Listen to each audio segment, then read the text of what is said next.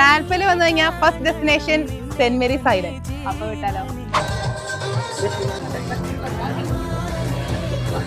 ഇന്ത്യയിലെ മാൽദീവ്സിലാണ് നമ്മൾ വന്നേക്കണേ. Saint Mary's island പൊളി സ്ഥലമാണ് എന്റെ പൊന്നെ. പീസ്ഫുൾ ആൻഡ് അടിപൊളി ക്ലാരിറ്റി വെള്ളം. ആ വെള്ളമൊക്കെ ഒന്ന് നോക്കി, എന്താ ക്ലാരിറ്റി, എന്താ കളറ്, ചാടാൻ തോന്നണ്. എനിക്ക് എന്തൊക്കെയാ തോന്നുന്നു ഗൈസ്. 20 മിനിറ്റ്സ് ബോട്ട് റൈഡിലാട്ടോ നമ്മളിവിടെ എത്തണേ. സിമ്പിളാണ്, ജസ്റ്റ് അമേസിങ്. ഭയങ്കര ഒരു കരീബിയൻ സീ പോലെയൊക്കെ കളറ് നോക്കിയേ.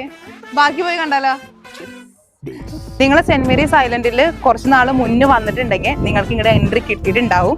എനിക്ക് കിട്ടിയായിരുന്നു ഒരു ഫ്യൂ ഇയേഴ്സ് മുന്നേ. പക്ഷെ ഇപ്പൊ ഇവിടെ ക്ലോസ്ഡ് ആണ്.